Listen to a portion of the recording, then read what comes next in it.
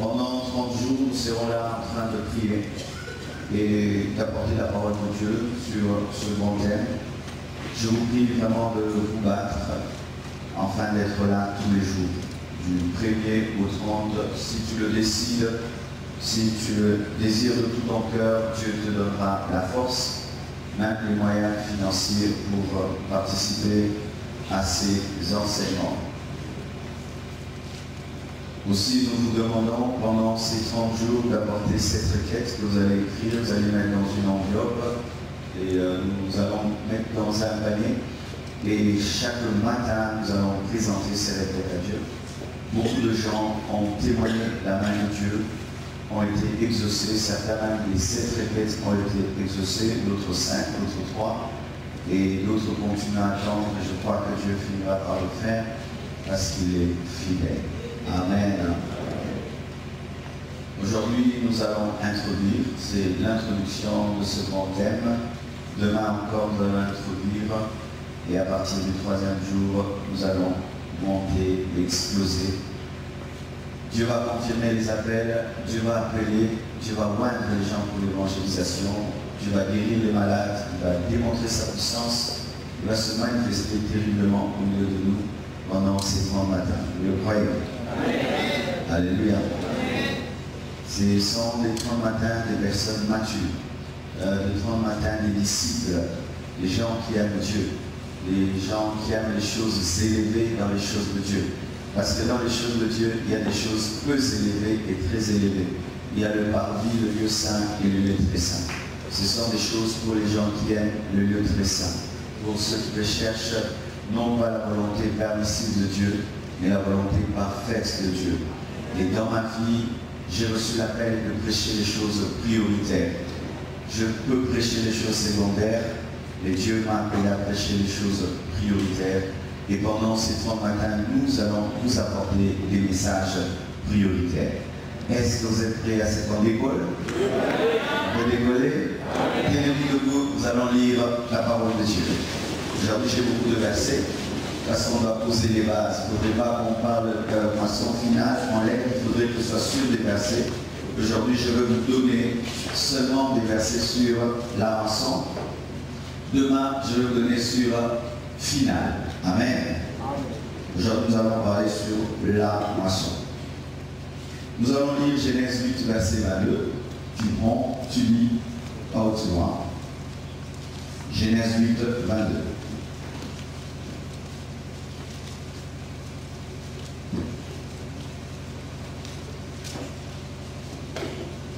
Vous y êtes, ma batterie n'est pas trop chargée, je vais économiser.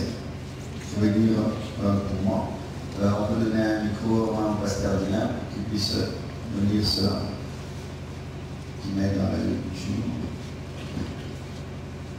Genèse 8, 22. Si vous y êtes,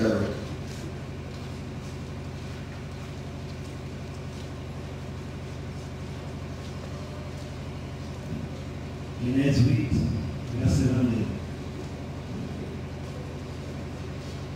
La Bible dit, tant que la terre subsistera, les sémailles et la moisson, le soir, et la chaleur, l'été et l'hiver, les jours et la nuit, ne cesseront point.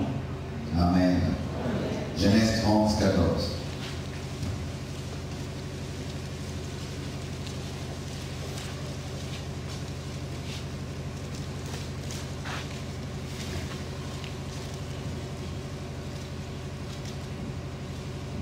Genèse 30, verset 14. Rubin sortit le temps de la moisson, des blés, et trouva des mandragores dans le champ. Il les apporta à Léa, sa mère. Alors Rachel dit à Léa, donne-moi, je t'ai pris les mandragores de ton fils. Apocalypse 14, verset 15.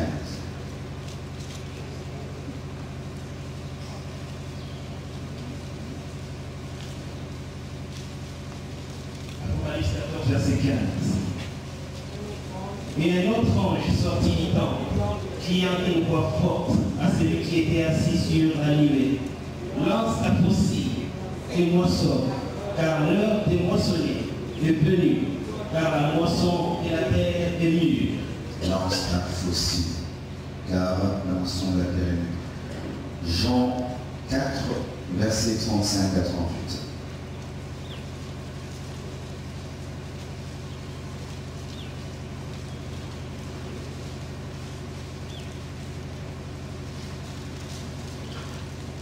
Jean 4, 35 à 38.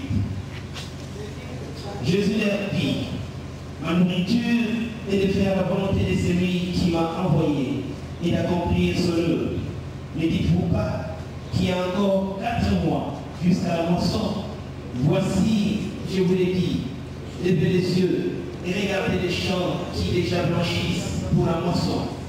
Celui qui moissonne reçoit le salaire et amasse des fruits pour la vie éternelle, afin que celui qui sème et celui qui moissonne se réjouissent ensemble. Car en ceci, ce qu'on dit est vrai. Autre est celui qui sème et autre est celui qui moissonne.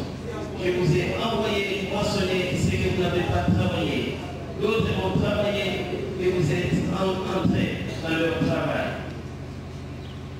Nous terminons avec Matthieu 9, 35 à 38.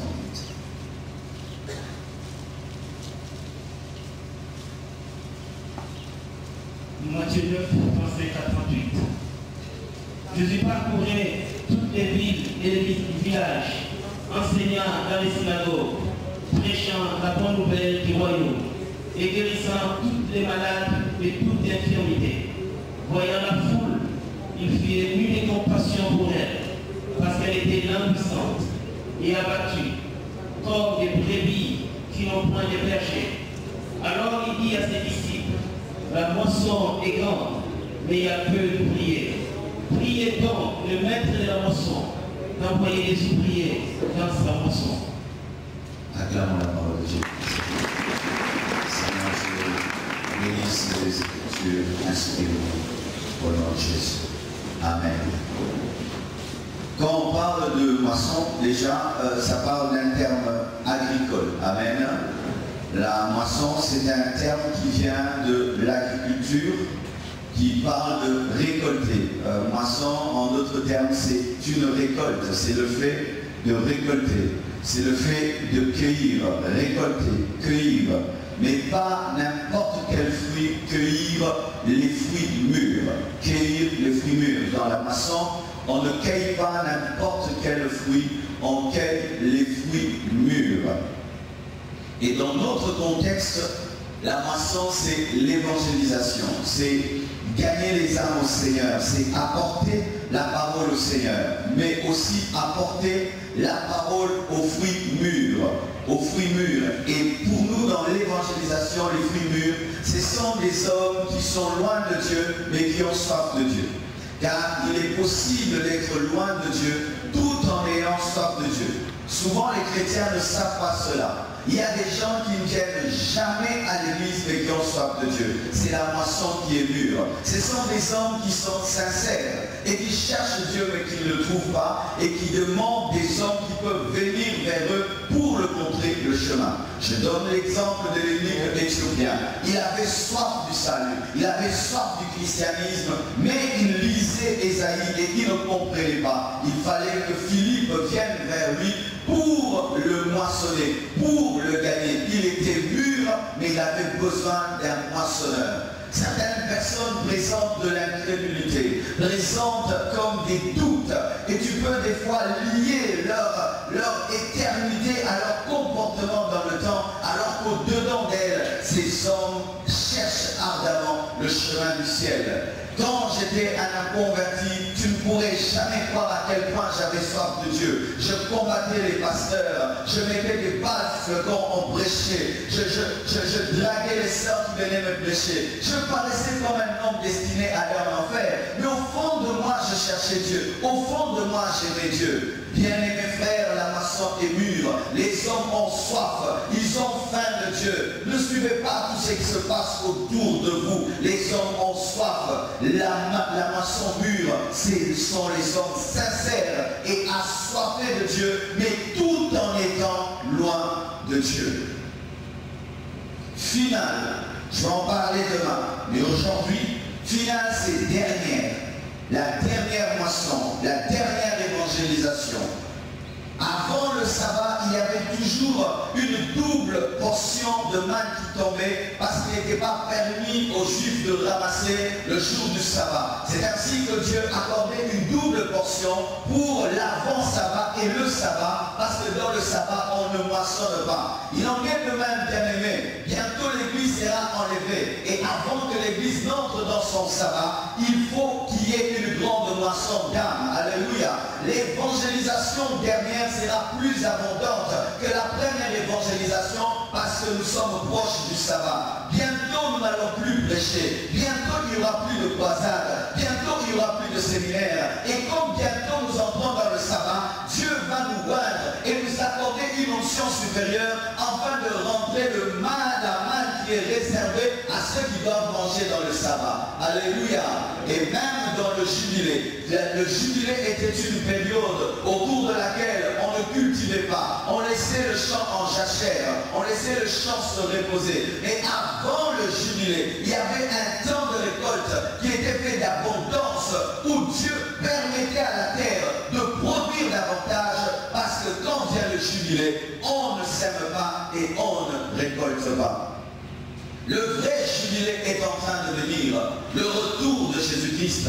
L'Église va entrer dans la gloire, l'Église va connaître son mariage, et là nous ne viendrons plus pour évangéliser. Même quand nous reviendrons dans le millénium, ce ne sera pas pour faire une croisade. C'est pourquoi avant que nous partions, Dieu veut que nous puissions rentrer une grande récolte, une grande moisson.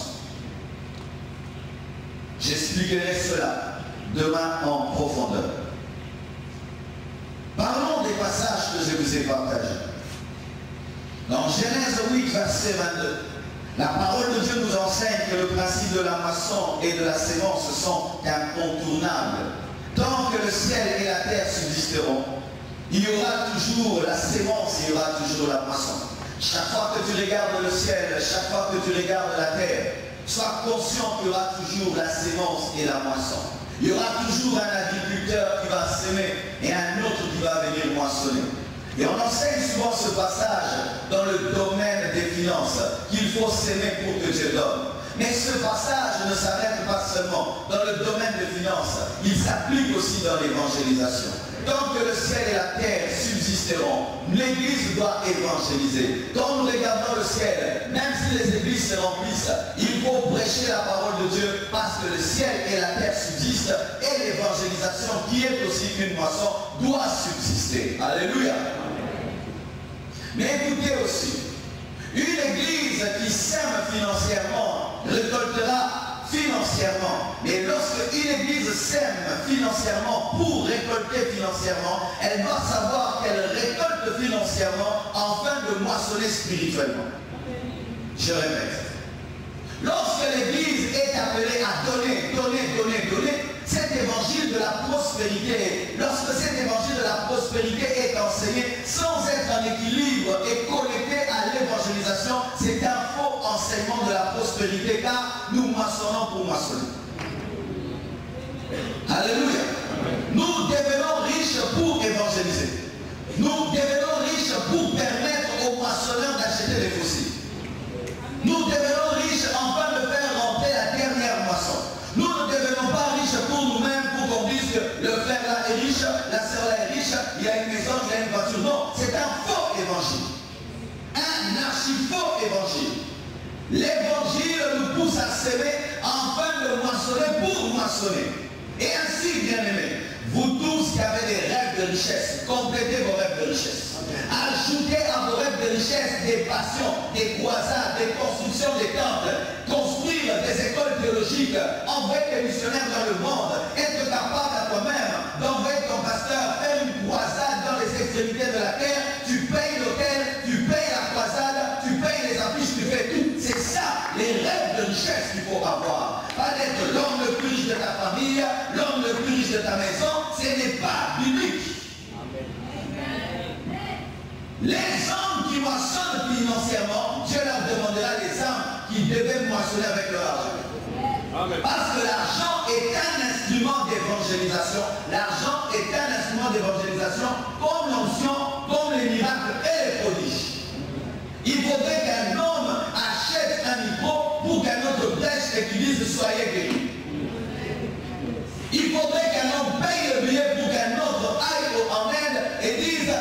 et libérés.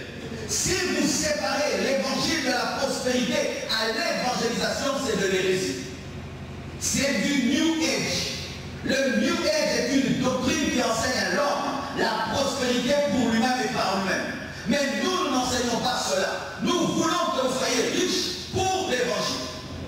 Et toute richesse qui n'est pas pour l'évangile, Dieu n'en a pas besoin, Un homme riche qui a l'église n'est pas pour l'évangile, il n'est pas différent d'un pauvre. Un homme riche dans l'église qui n'est pas riche pour l'évangile, il n'est pas différent d'un pauvre. Le pauvre ne donne pas, lui aussi ne donne pas. Le pauvre ne participe pas à l'évangélisation, lui aussi ne participe pas. Il n'est pas différent d'un pauvre. Dieu n'a que faire d'un homme riche qui n'a pas le fardeau des âmes. Nous moissonnons pour moissonner. Nous moissonnons pour participer à la moisson. Alléluia. Genèse 30, verset 14. La Bible nous dit, au temps de la moisson. Et même Ecclésiaste dit, il y a un temps pour toutes choses. Un temps pour s'aimer, un temps pour récolter. Celui qui confond le temps de la moisson au temps de récolte fait pourrir le fruit sur l'arbre. Parce qu'au lieu de récolter, il va laisser le fruit sur l'arbre et le fruit va mourir. Lorsque l'Église ne comprend pas que c'est le temps de la moisson et l'Église pense que c'est le temps de la sémence, l'Église va tuer les âmes. Je répète. Lorsque l'Église pense que c'est le temps d'avoir des voitures et des maisons d'abord et ne pas gagner les âmes, nous allons tuer les âmes, car pour Dieu, la priorité c'est la moisson. Lorsque tu inverses les temps, tu tues le temps. C'est ainsi que Paul était appelé à prêcher l'évangile à Jérusalem, et plutôt aux Romains. Il ne l'a pas fait, il est allé prêcher aux Juifs alors que Dieu l'a envoyé à Rome. Lorsqu'il est allé à Rome, on l'a arrêté. Pourquoi? La porte était pourrie. Lorsque tu ne comprends pas le temps de la moisson devient un temps de récolte. Mais imaginez un moissonneur qui est en train de s'aimer au lieu de récolter, il fait le gaspillage, il tue les graines que lui-même a plantées. C'est pourquoi, bien aimé, de plus en plus en comprenant la volonté de Dieu, je commence vraiment à combattre certains messages dans notre nation qui sont des bons messages mais pas priorité. S'aimer c'est bon, mais ça devient mauvais lorsqu'il faut récolter. Car une chose n'est pas seulement mauvaise parce qu'elle est mauvaise, mais lorsqu'elle se fait en dehors du temps. Jésus revient bientôt. Quelle est la priorité de l'Église? L'évangélisation et la sanctification. Mais si l'Église est dans les choses, tu te marieras, tu voyageras, tu auras, c'est bon, mais ce n'est pas priorité. Lorsqu'on passe des moments de calme, leur priorité, c'est voyager, manger, tout le reste. Mais si elle a la guerre, la priorité, c'est se protéger. C'est ainsi qu'on appelle effort de guerre. On arrête de construire les maisons, on arrête de construire toutes choses, on met tout dans l'armement. Pourquoi? La priorité demande d'acheter des obus. Maintenant, une nation qui est en guerre, qui est en train d'organiser la Coupe du Monde, est-ce qu'elle est normale? Mais c'est ça l'Église d'aujourd'hui. C'est ça l'Église d'aujourd'hui. Quelles sont les priorités qui sont dans nos cœurs? Ce ne sont pas les âmes perdues, c'est nos petites vies en train de s'aimer alors que c'est le temps de récolter et les païens sont en train de crier du pourrissant sur les arbres. Il y a un temps pour tout. Si maintenant là, je commence à brosser les dents, est-ce que c'est bon? Non. Mais est-ce que brosser les dents c'est mal? Non. Mais il y a un temps pour brosser les dents. Pareil aussi, frère. Si toute vos vies, vous montez sur les montagnes, en train de demander, oh mon mari, oh ma femme, oh mon mari, en étant comme ceci, c'est brosser les dents à la chair. Un prédicateur qui va manger les prières et qui descend de la montagne. Et qu'est-ce qu'il vient dire à l'église? Je suis en train de voir, vraiment, vous allez acheter des voitures. Bien aimé, en étant comme ceci, tu viens me parler des voitures. Quiconque a les soucis des armes aura des voitures et des maisons. Est-ce que pendant que je prêche là, est-ce que je peux manquer la brosse à dents?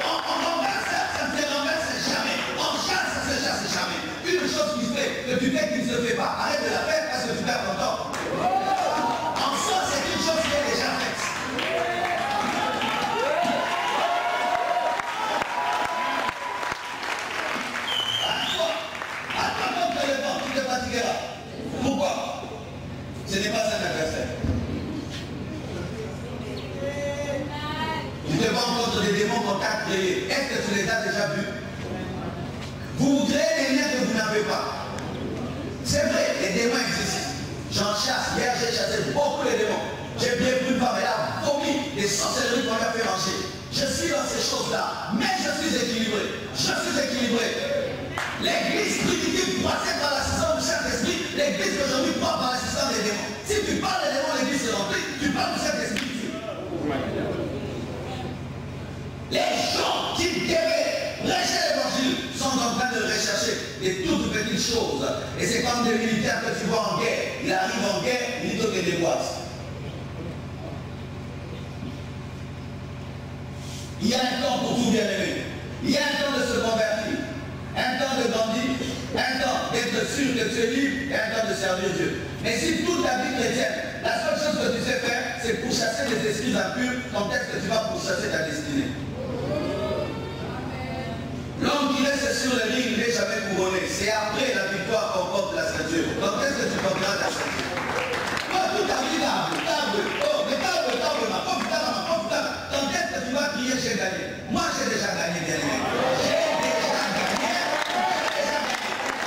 C'est seulement lorsque le boxeur quitte le ring qui va acheter une maison. Ah oui. Cette doctrine paraît bonne, elle paraît bonne, mais il y a un problème, elle empêche de faire ce qu'il faut faire.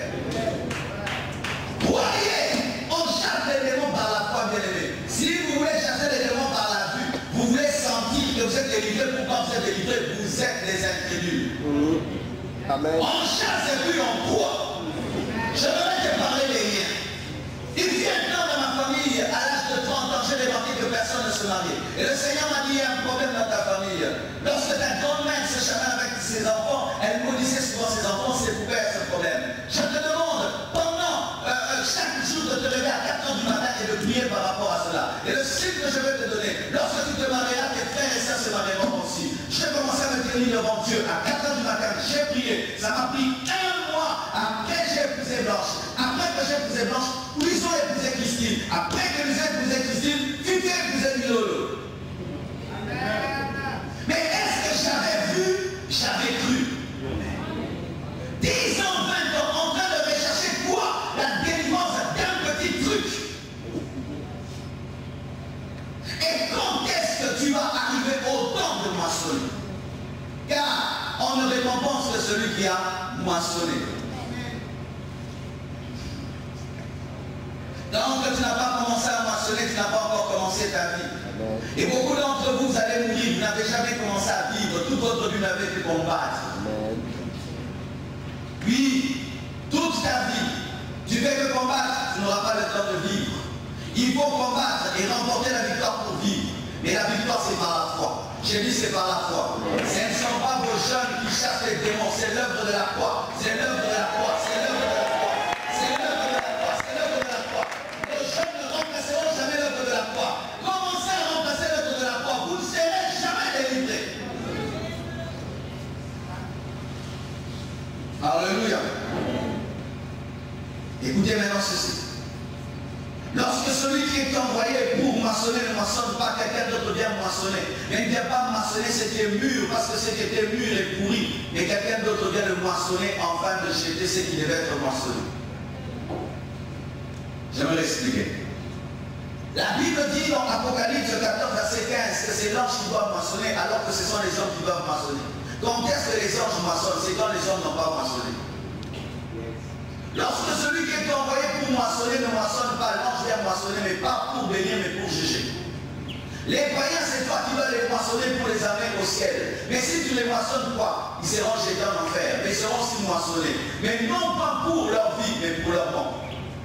Si Dieu t'envoie à 7 h du matin pour moissonner, tu ne le fais pas. Et qu'un autre vient à 15 h, il va trouver le fruit qui est mûr. Est-ce qu'il va utiliser le fruit? Il va le jeter dans la poubelle ou le brûler. Ce que tu ne fais pas, d'autres le feront, et ce sera pour ton jugement.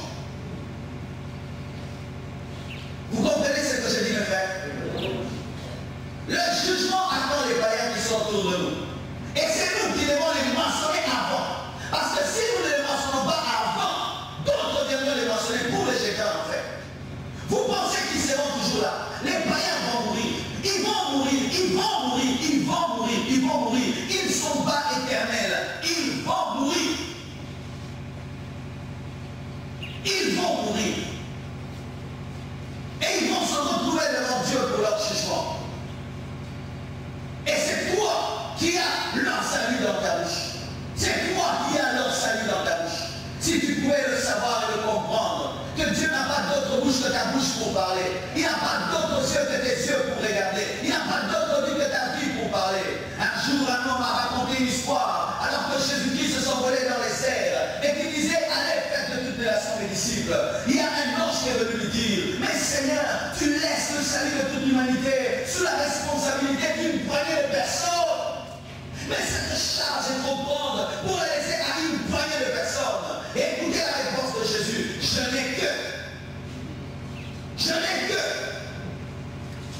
Dans le domaine de l'évangélisation, il y a un principe. Les anges ne peuvent pas venir prêcher l'évangile.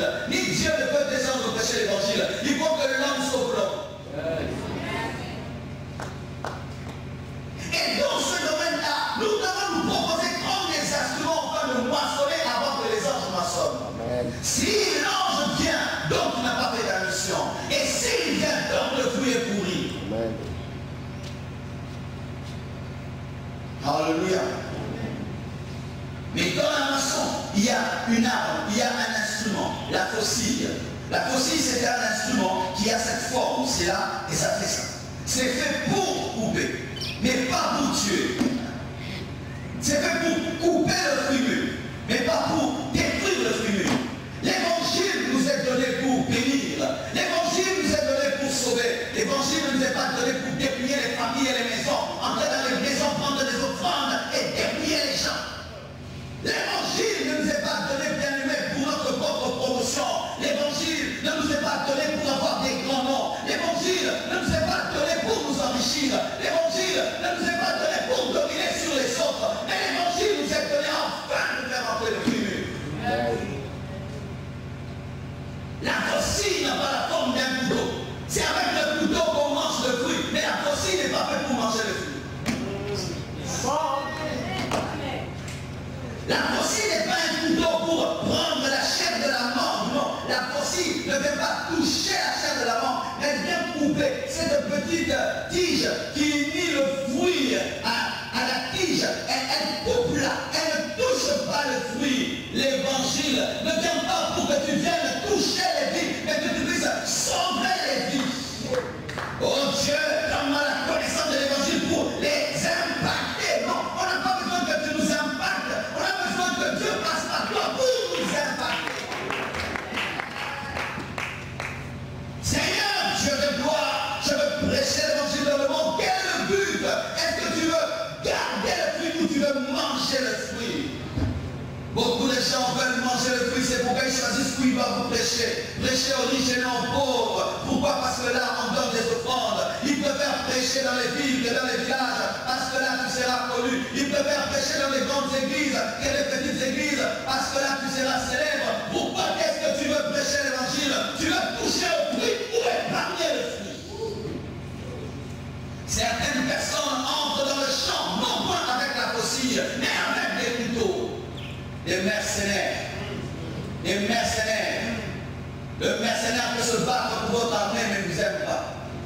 Il a besoin de l'argent que vous allez lui donner après la victoire. Et il s'en fout même que vous puissiez perdre tant que vous l'avez payé. Et il y a des gens qui s'en foutent même si l'évangile est en train de mourir et les églises sont en train de mourir, pourvu qu'ils se retournent. Non, vivre bien. Attends l'église des autres, non, vivre bien. Attends l'évangile, son amour, non, vivre bien. Son garçon vivre bien, il s'en fout. Et ainsi, quand on veut prêcher des prédications sur la réforme, il dit tout va bien dans l'église parce que lui mange. Comment va l'église, homme de Dieu? L'église va bien. Pourquoi? Parce que tu manges. Mercenaires. Certains médecins sont bien payés, mais ils sont malheureux parce qu'il y a trop de morts à l'hôpital. Et il y a des médecins, tant qu'il est bien payé, ils s'en foutent s'il y a des morts. Tant que ta vie va bien, tu t'en fous du reste. Je mange, j'ai une voiture, j'ai une maison, j'ai un compte en banque, tout va bien. Comment va l'œuvre de Dieu au Congo? Tout va bien. Pourquoi? Ma vie va bien. Ta vie n'est pas le thermomètre du cœur de Dieu. Je répète, ta vie n'est pas le thermomètre du cœur de Dieu. Beaucoup de gens, lorsqu'on vient avec un message qui interpelle l'église, ils disent, mais pasteur, on connaît ce fait la raté, pasteur. On dit, il y a ce fait la raté. Oyo, c'est fini. Oyo, Obomi. Bientôt, on va faire nous dire, Miki. Que les Chinois sont bons, que tous les Japonais sont sauvés, que tous les bouddhistes sont sauvés, parce que ta petite vie est dans la joie, qu'on oublie qu'il y a des gens qui vont mourir en enfer, parce que tu te sens bien, qu'on oublie que les autres peuvent aller en enfer, parce que toi tu es heureux ces derniers temps. Jette l'épée, utilise la faucille. La faucille, c'est une arme qu'on utilise avec douceur. Avec douceur. Elle n'est pas faite pour la guerre. L'évangile ne nous est pas donné pour la compétition, pour faire la guerre. Ce n'est pas une épée. Je vais prêcher plus que lui. Je vais avancer plus que lui. Quiconque veut prêcher plus que les autres et faire des croisades plus que les autres a une épée, il n'a pas de faucille. Lorsque l'évangile devient un instrument aussi, c'est une épée. Et ainsi tu ne prêches pas l'âme, tu te prêches toi-même pour dire que tu connais. Amen. Donne-moi l'amen. Donne-moi l'amen. Quel est cet esprit aujourd'hui dans les églises où il y a même des compétitions des églises? Notre église est plus grande que la vôtre. Notre église, on est plus nombreux que vous. Notre église, on a plus d'argent que vous. C'est comme si mon enfant est en train de dire à sa petite sœur, moi papa même plus que toi. Il est fou parce que je les aime tous de la même manière. Mais il y a des églises qui pensent qu'elles sont les bien-aimées de Dieu, se servant de l'évangile de manière égoïste et prétendant être le top et le sommet. Pourquoi? Ce n'est pas une faucille, c'est une épée. Jetons nos épées, utilisons la faucille. Alléluia. Alléluia. Écoutez maintenant ceci. Il y a maçon que s'il y a sémence et croissance. Vous allez voir que dans la parole de Dieu, on parle plus de la maçon par rapport à l'évangélisation, mais on ne parle pas de la sémence. Vérifiez dans la parole de Dieu. Jésus-Christ qui inaugure les temps de l'évangélisation ne dit pas s'aimer la parole, mais il dit moissonner. Mais moissonner, c'est l'étape finale. Il faut qu'on sème la graine, que la graine puisse donner un épi, que l'épi puisse donner un fruit, et que le fruit devienne mûr, et puis on parle de la moisson. Jésus-Christ, à peine qu'il commence le ministère, parle directement de la moisson. Pourquoi? Parce que la sémence avait déjà eu lieu. Qui ont sémé, bien-aimé? Moïse a sémé. Qui ont sémé? Ésaïe a sémé. Qui ont sémé? Les saints de l'Ancien Testament ont sémé. Et les disciples sont venus dans le travail des autres. Bien-aimé, chaque fois que tu opères dans la maçon, tu vas être humble parce que tu entres dans le travail des autres. Si Marcelo ce matin peut prêcher comme il prêche, c'est parce que Paul est mort. Pierre est mort. Haïti là-bas est mort. Vernon est mort. Nous sommes en train de marcher sur les cadavres des autres. Oh, Rabo Shakai. Vous allez voir que dans une guerre, ce n'est pas les survivants qui sont les plus forts. Des fois, ce sont les premiers morts qui sont les plus forts. Parce que eux ont pu s'opposer à la plus forte armée, mais les autres sont marchés sur eux pour brandir le drapeau. Est-ce que je prêche plus que Paul? Parce que je prêche avec un micro? Est-ce que je suis plus que Ésaïe? Parce que moi j'ai la révélation de Christ? Non.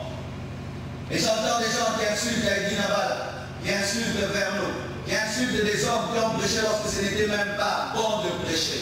Nous aujourd'hui ça fait cool de prêcher. Waouh! Il vient quand même, si tu es pasteur, tu proposes à une soeur le mariage, elle pleure. Mais aujourd'hui, quel loup? Les familles me disent, Seigneur, envoie un homme de Dieu en ce temps-là, un pasteur. Pasteur! Oh, Botala, bien dit, va avec une nazi, pasteur, après qu'il t'a béni, on dit, mais comment pasteur? Hello, à comment pasteur, à ce moment blanche. Ça va place. Mais eux, ils ont servi Dieu quand c'était une honte de servir Dieu. Ils ont servi Dieu lorsque tu prêches, on t'insulte, on ne te donne pas l'offrande. Ils ont servi Dieu quand les pasteurs étaient des pauvres tata-pasteurs. Nous devons être humbles. Lorsque même tu remplis un stade, tu prêches, le monde entier te suit sur Internet. Paul est mort pour ça. Tu es en train de travailler dans le travail d'un autre. Tu es en train de récolter ce qu'un autre a sémé. Alléluia. C'est pourquoi il faut être humble. Mais par rapport aux disciples, nous avons une plus grande responsabilité parce que eux sont entrés dans le travail des saints de l'Ancien Testament, mais nous entrons dans le travail de ceux qui sont entrés dans le travail des saints de l'Ancien Testament. Amen. Il fallait qu'Ésaïe écrive pour que Philippe explique. Et maintenant, toi, tu rencontres les fils de l'époque éthiopien. Tu profites et du travail d'Ésaïe et du travail de Philippe. Qui sera jugé plus sévèrement? Toi. Toi, tu as le livre d'Ésaïe et le livre de Maxwell et tu as aussi le livre dans sa présence. Alléluia. Toi, tu ne dis pas seulement la Bible. Après la Bible, tu as des livres. Après les livres, tu suis à la télé, à la radio, sur YouTube, sur Facebook, sur ceci, sur ceci, et tu n'as pas de fruit. Un maudit qui s'ignore. Vous êtes des maudits qui s'ignorent. Celui à qui on aura beaucoup donné,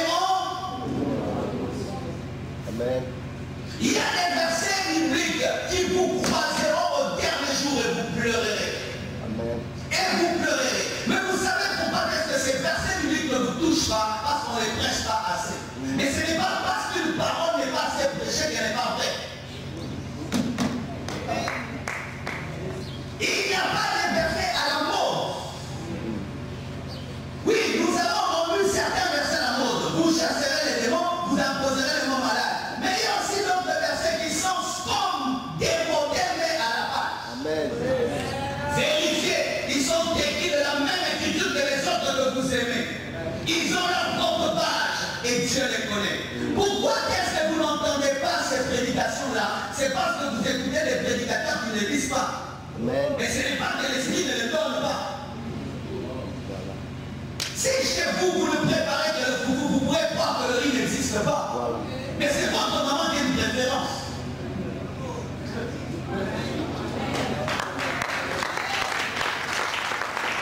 Mais c'est la maman qui aime beaucoup préparer le foufou, mais le riz continue d'exister. Et ce n'est pas parce que vous entendez un certain évangile que l'autre n'existe pas. Mais si alors c'était le riz qui devait te sauver, mais tu n'as mangé que du foufou, tu peux croire que tu es en bonne santé alors que tu es quoi chocolat.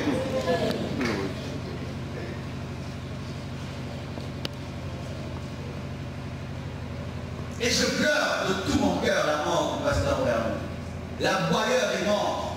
Et que Dieu me donne de commencer à aboyer à sa place. L'aboyeur est mort.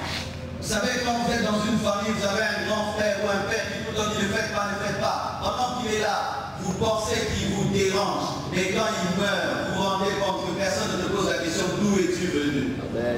L'aboyeur est mort. Et que Dieu suscite d'autres aboyeurs qui habillent même les cultes et les séminaires et qui déçoivent les attentes charnelles des hommes et qui prêchent la parole sans attendre quoi que ce soit, ni célébrité, ni quoi que ce soit. Plaît seulement à Dieu, un point intérêt. Trop de gens font plaisir. Trop de gens font plaisir. Ils donnent des comprimés sucrés à des gens qui doivent être opérés instantanément. Vous devez subir des opérations spirituelles car vous êtes trop malades. Ceux qui ont hérité des saints de l'Ancien Testament, voyez les résultats qu'ils ont eu des apôtres.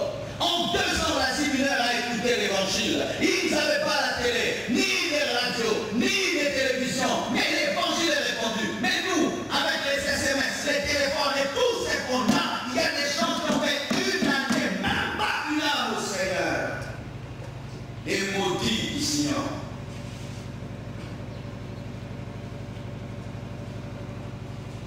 Au dernier jour, nous n'aurons pas un jugement à notre goût.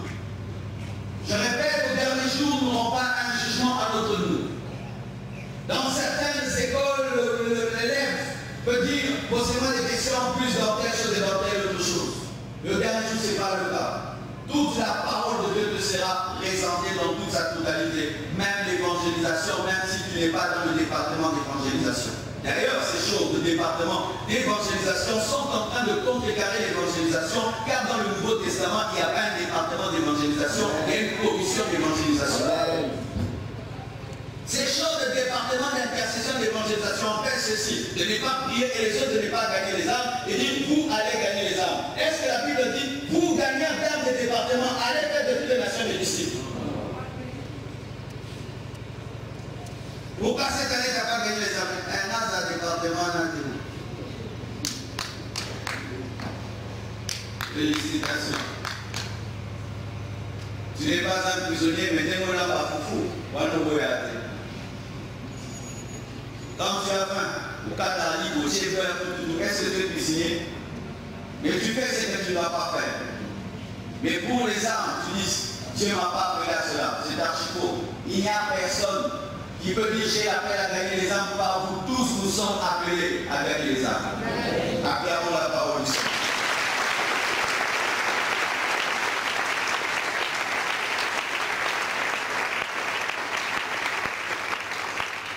Dans Jean 4, verset 35, Jésus-Christ dit, regardez les champs, il a déjà blanchi, il n'y a pas de temps. Pourquoi est-ce que Jésus-Christ parle ainsi? Parce que l'homme a toujours tendance à reporter à demain ce qu'il peut faire aujourd'hui. Il a toujours tendance à reporter à demain. Et puis Jésus dit, il n'y a pas de temps. Regardez, les gens ont déjà blanchi. Regardez, il n'y a pas le temps. Il faut déjà aller maintenant. Un gagnant d'âme, c'est un homme qui n'a pas le temps. Un gagnant d'âme, c'est un homme qui opère dans l'urgence. Un gagnant d'âme, c'est un visionnaire qui peut voir les champs qui a déjà blanchi. Un gagnant d'âme, c'est un nègre qui s'élève dans la prière et qui peut voir une grande moisson. Pendant que vous voyez l'incrédulité, il peut voir une grande moisson. Un gagnant d'âme, c'est un homme qui est pressé de faire ce que Dieu lui a demandé de faire.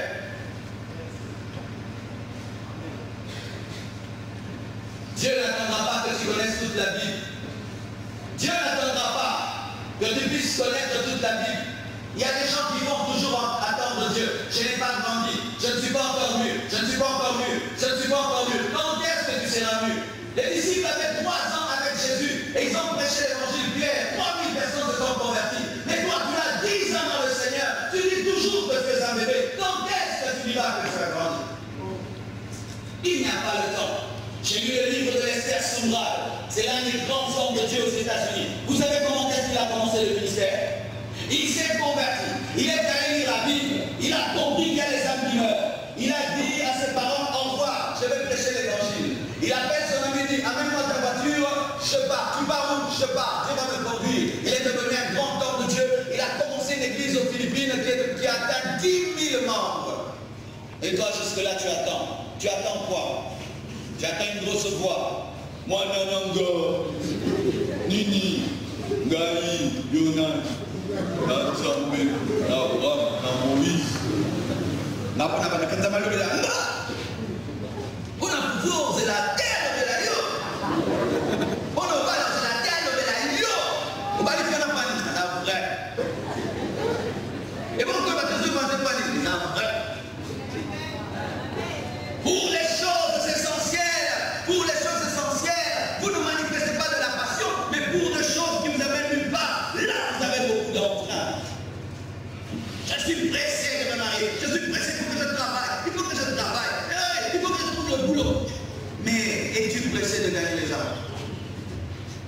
Quand je veux prêcher cette parole, tu vas dire, waouh, c'était bien, c'est la suite que va dire. Mais si du haut de cette chaîne, j'ai vu un homme de Dieu, partagé dans un séminaire d'homme de Dieu, il a parlé comment est-ce qu'il est devenu riche, comment est-ce qu'il est parlé de 1/5 de tout ce qu'il avait, et comment est-ce qu'il a eu des millions. Et vous savez, pendant l'action, il y a des gens qui se sont excusés, et quand on les appelle, vous dites, je suis à la banque, je suis en train de mettre le 1/5. Pendant l'action, ils ont commencé à pratiquer. Ce n'était pas le dernier jour. Ils se sont même absentés pour appliquer le principe financier. Si là, ce matin, je vous donne un secret qui peut vous rendre riche, ce jour-ci, vous l'appliquerez. Frère, il y a une entreprise là-bas, on engage des gens, on paye 10 000 $ chacun, je vous donne toutes les preuves. Tout dit au cataclysme, il faut arriver. Comment vous tenez le cas?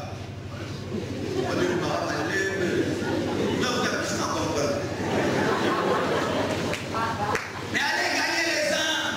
Attendons, la 15e jour, mais en profondeur dans les awats. Jésus dit, la poisson est déjà là. Allez, n'attendez pas, ils sont là, ils sont là, ils sont là, ils sont là, bien-aimés. Si vous pouvez savoir à quel point vous pouvez changer le monde au travers de la parole de Dieu, si vous pouvez savoir. J'ai donné un témoignage il y a 2 jours. Je suis allé au maquis étudier, mais mon cœur bouillonnait de passion pour mes amis. Et je leur prêchais la parole. J'étudie les mathématiques et je leur prêche l'évangile. J'étudie, je leur prêche l'évangile. Je jeûne, je prie pour eux. Au maquis, je pleurais. Je sais, Seigneur, sauve mes amis.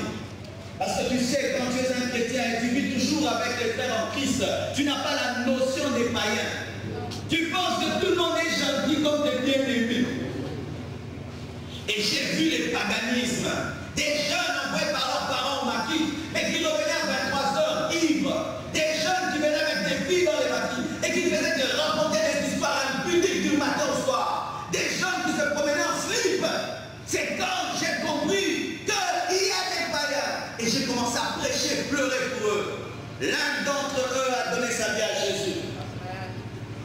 Et après des années, il a commencé un mouvement à l'UPC qu'on appelle aujourd'hui GEC. Le GEC où vous allez, plein de gens et tout le reste, a commencé par Marcelo, qui a prêché à Marcel Malengo.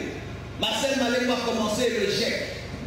Chaque fois que les âmes sont sauvées à l'UPC, ça entre dans mon compte de grand-père. Je n'étais pas pasteur ni prédicateur, j'étais en 6e des humanités.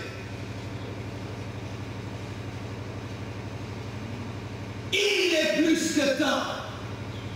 Si nous disons Jésus revient bientôt, nous devons aussi entrer dans l'urgence de l'heure parce que le retour de Jésus amène toujours l'urgence. Comment une église qui chante Jésus revient bientôt n'évangélise pas? Donc elle ne comprend pas que Jésus revient bientôt. Ce ne sont que des récitations.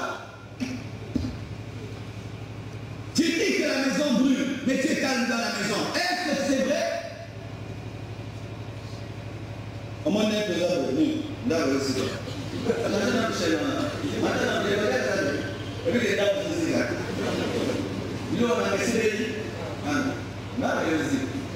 Jésus revient bientôt. Alors, gagnez les âmes.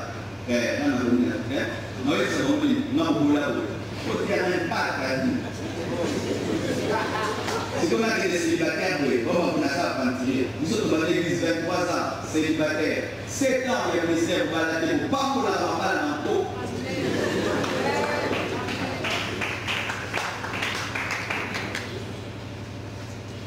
Alléluia. Pendant que les apôtres voyaient des païens, Jésus voyait des âmes personnes. Et j'ai toujours senti cela. Un gagnant d'âme ne voit jamais un homme comme les autres. Les hommes n'ont pas regardé à bombarder, à changer. Mais un gagnant d'âme dit à changer. Les gagnants d'âme ont une foi pour la conversion déjà. Tu vas dans un endroit, ici les gens ne prient pas, ils vont prier. Pourquoi? Ils ont soif de Dieu. Comment? Je les ai vus. Ils peuvent percer les cœurs et sentir la soif même dans le cœur d'un Saoul. Alors que Saoul persécutait l'Église, il appelait persécuteur, mais Dieu l'appelait serviteur. Amen. Parce qu'il savait qu'il pouvait utiliser ce même zèle pour gagner les âmes. Et il l'a fait. Tellement qu'aucun apôtre ne s'est donné la peine d'évangéliser Paul, Dieu l'a fait lui-même. Je suis en train, ces derniers temps, de côtoyer une star de la télévision, plutôt de la musique congolaise. Bien aimé, j'ai été étonné, et c'est là que j'ai été bouleversé. Je suis passé à la télévision pour parler de mon livre, et comme mon téléphone m'a dit non, il y a une star de la télé qui veut, non, on m'a donné seulement son nom, qu'elle veut t'appeler. Je ne vais pas maîtriser son nom. Quelques minutes après, quelqu'un m'appelle. Il me dit, bonjour pasteur, moi c'est elle. Bien aimé, quel respect. Au moins, elle va t'avouer. Et là, on a un boumou. Azabatou. L'eau, elle est là. Au moins, elle est là.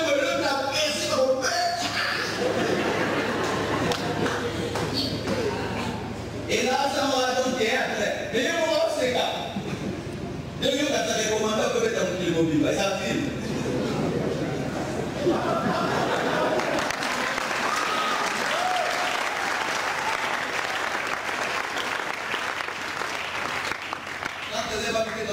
Entre Brice et Sikoyo, là, c'est pas un peu comme ça. Entre le commando Sikoyo, là, on peut nous dire.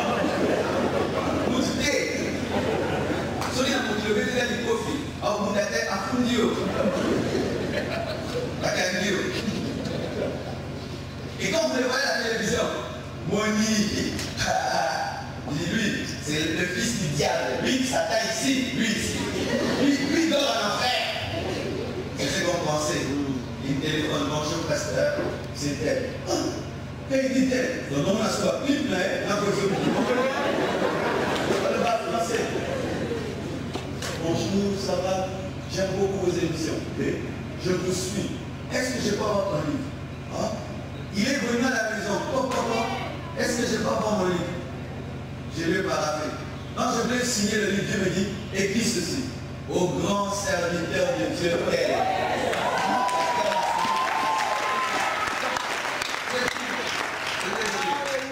On s'est assis, on a commencé à parler. Et il m'a commencé à dire que sa femme prie beaucoup. Il parle de Dieu, il côtoie même des hommes de Dieu, mais qu'il le voit comme quelqu'un qui ne peut pas changer. Lorsque je suis allé à Goma, on m'a dit, il m'a téléphoné, pasteur, vous apportez partout, ma fiche partout. Non, on avait un bon aéroport, à la TG. Et puis, la TG a fait ça, il me dit, maman. C'est quoi? Là, c'est mon coach. À 12 heures.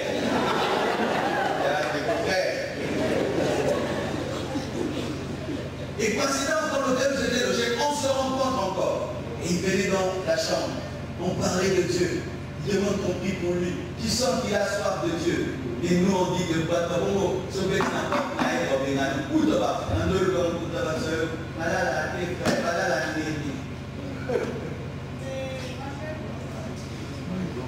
il t'envie.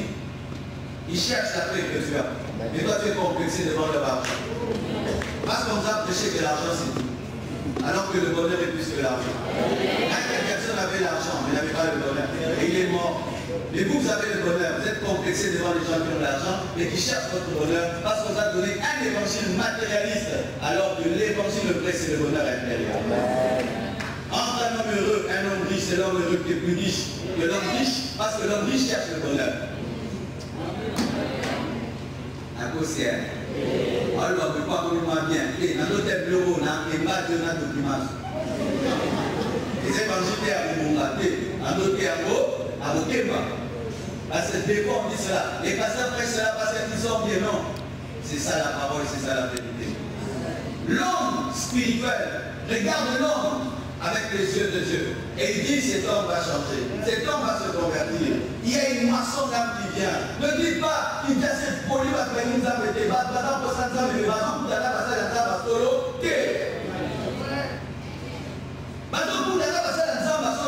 ils ne rencontrent pas les vrais enfants de Dieu qui peuvent prêcher l'évangile. Mais des enfants de Dieu qui faut critiquer, parler du mal, demander aux ensantés, avec la main,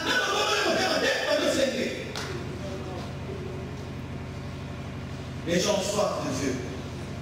Voilà avec les yeux de Dieu. Et j'aimerais terminer en vous disant ceci. La Bible nous dit que Jésus-Christ, notre Maître, prêchait dans les villes et dans les villages. Il prêchait dans les synagogues et sur les routes. Et il était accompagné de signes, de prodiges et de miracles.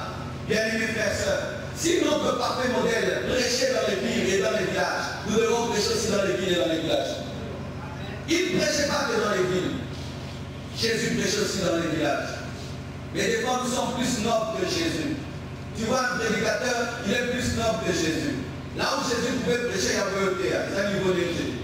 Niveau T. En ça, nous va à la ville. À la village, là,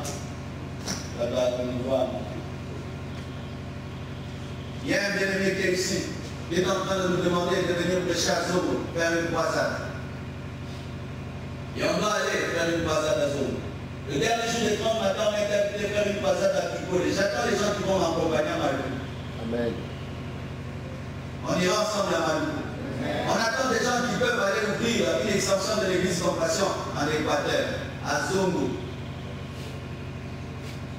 à Boyogo. Puis, frère, à le matin du village. Non, on peut t'abîmer 12. Tout au monde est au thème, tout au savant, où Jésus est le modèle, où il n'est pas. Comment nous suivons Jésus seulement quand il nous amène en ville. Mais quand il nous amène dans les villages, on ne va pas. Nous sommes devenus les serviteurs de nous-mêmes. Si tu es un travailleur, quand tu l'envoies laver la cuisine, il refuse. Mais que seulement la chambre, il vole. Si tu l'envoies là la cuisine, il n'aime pas. Mais là la chambre, pressé, il vole. Il ramasse des choses que tu ne maîtrises pas. Pourquoi nous aimons les villes plus que les villages? Est-ce que les gens qui sont dans les villages ont tas de tête? Ils ont des queues? Pourquoi on n'y va pas? Ils sentent mauvais. Il n'y a pas de grands hôtels. Il n'y a pas de belles églises. Il n'y a pas une bonne sonorisation. Ça ne fait pas classe que de dire je viens de Bolobo. Mais ça fait classe, je viens de Paris. Mais c'est ça. Qui va ouvrir notre extension à Bémena, à Zono? Qui va ouvrir notre extension à Zono? Quand je suis venu ici, j'ai dit, bien aimé, il y a une extension de Kitaboté Presse. Et quand dimanche, je fais. Maintenant, là-bas, on envoie des livres et ça a de l'impact. Et le pasteur nous dit, venez, qui va aller là-bas? Jésus allait aussi dans les villages. Quand je vois même le visage de la sœur, je voudrais parler même aux sœurs. Quelle sœur ira là-bas? Les sœurs qui disent qu'ils ont les appels. L'appel de Dieu, mes sœurs, ce n'est pas ce que vous pensez. Être chez papa, maman, prêchant un peu et dire je l'appelle. Non, non. L'appel de Dieu, c'est mettre ta vie en danger.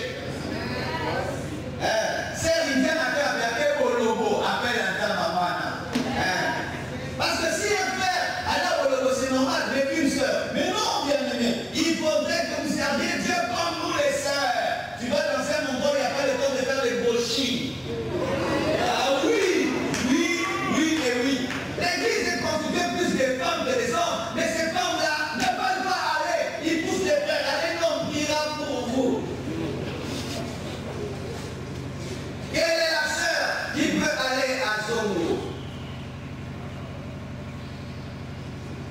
Pasteur appelé sa matin à Carnival. Carnival. Pasteur m'a doctrine les animes, Benza. Moi, ça fait à dimanche limité. C'est Martin Nagébi.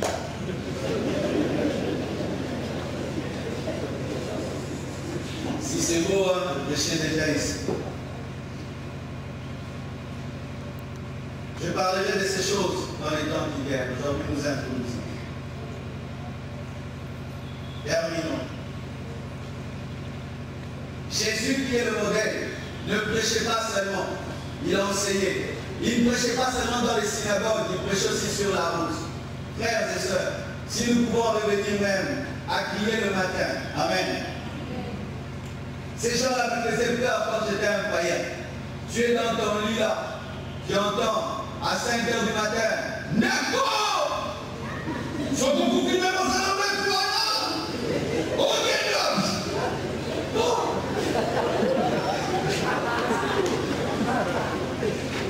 et il passe, et puis tu vois qu'il s'arrête devant ta fenêtre. Neko!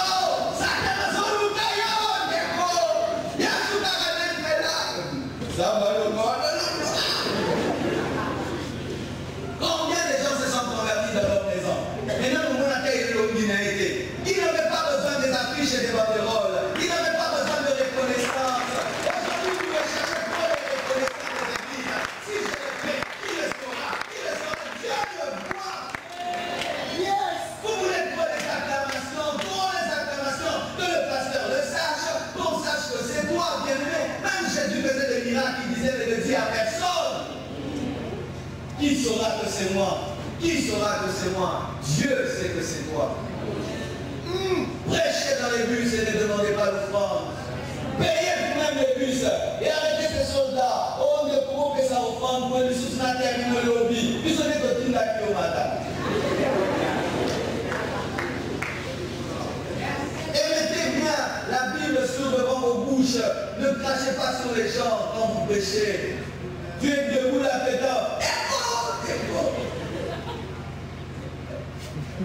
Tu prêches, les gens veulent te donner, tu dis non, que Dieu pouvait distribuer ça. Mais waouh. Et le Congolais, c'est la tini qui nous tout gagne, et que tu ne vas pas me le temps, n'est-ce pas? Pour nous, c'est comme un crayon. La routine, la matière. Non, Kéné. Frère, non, Kéné. Non, Kéné. Maman, Naké. Ate nanda babatu, abu nake. Ede, sinake de. Ede papa. Nake. Quand tu vas bien goûter. Si le front des chairs, il reviendra encore. Il a reçu une vision pendant qu'il dormait et le lien n'était pas fini. Il revient encore une autre vie. Et vous pensez qu'il vous aime et vous permettre à lier un âme. Frère, tu fais ça dans les maisons des gens. Tu fais ça dans les maisons des gens.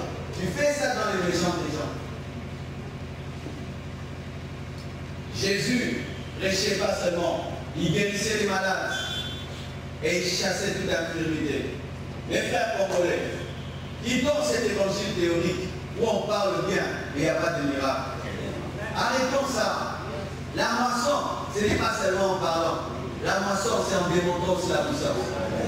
Dieu appelle aussi les Congolais à faire marcher les paralytiques, à ouvrir les yeux des aveugles, à ressusciter les morts. Et quand je le dis, ce n'est pas seulement les pasteurs. Chaque chrétien ici peut ouvrir les yeux d'un aveugle.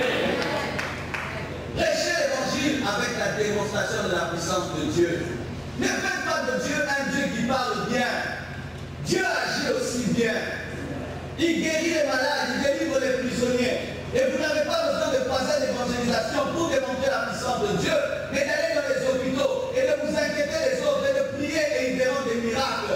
Jésus faisait des miracles, pas seulement dans les synagogues, même sur la route il faisait des miracles. Arrêtez ces choses de nous amener tous les cas. Nous sommes fatigués de vos cas. Traitez vos propres cas. Pourquoi qu'est-ce que Jésus dormait dans la barque? C'est parce qu'il faisait trop. Mais quand les apôtres ont commencé à faire, il est parti. Jésus-Christ est surchargé parce que les scribes et les pharisiens ne font rien. C'est pourquoi il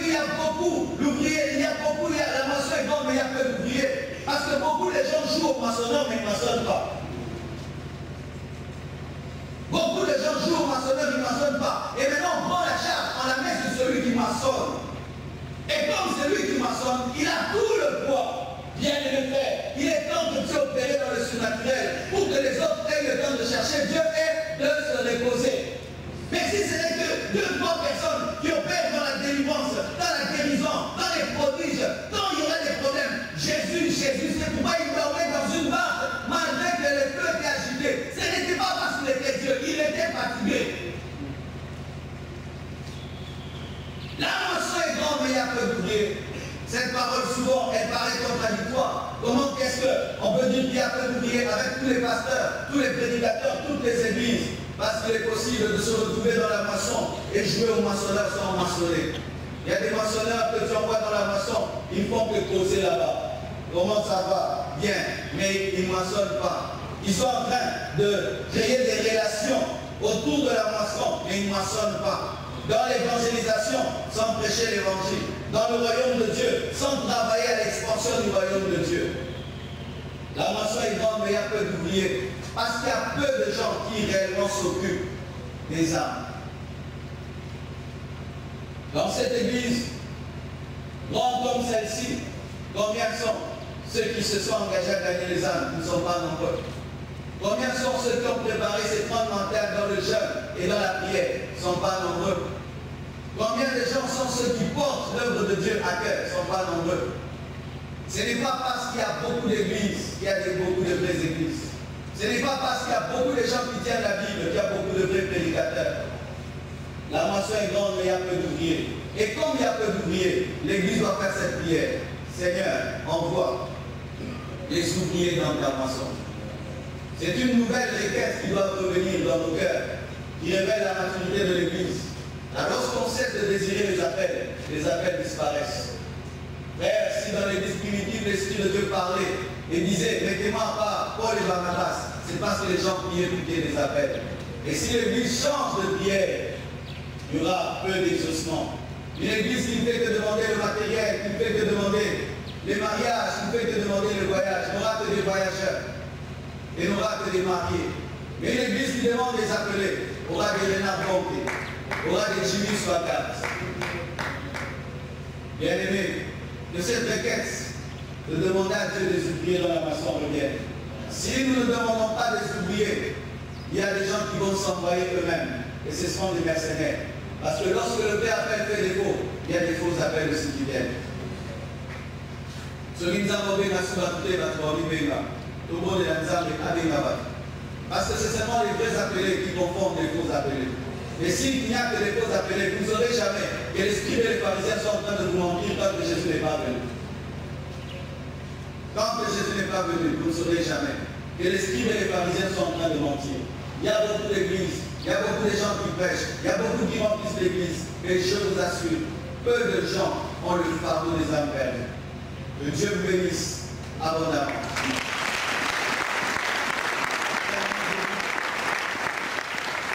Nous allons prier. Demandons à Dieu d'envoyer des ouvriers dans sa maçon. Demandons à Dieu d'envoyer des ouvriers dans sa maçon. Des hommes qui ont le fardeau des âmes. Un nouveau type de chrétien. Prions au nom de Jésus.